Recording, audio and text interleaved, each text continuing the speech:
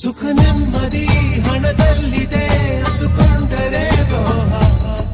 ನಿನ್ನ ನಾಳೆಯು ಹಣೆಯಲ್ಲಿದೆ ಅರಿವಾದರೆ ಸ್ನೇಹ.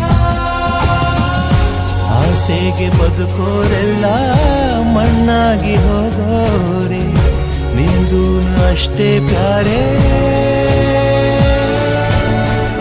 ನರಮನ್ಸ ಬದುಕೋದು ಹೀಗಲ್ಲ, ಕಲಿಸೋಕೆ ಯಾರೂ ಇಲ್ಲ. ನರಮನ್ಸ ನಿಂದೇನು ನಡೆಯೊಲ್ಲ, ಅವನಿಷ್ಟದಂಗೆ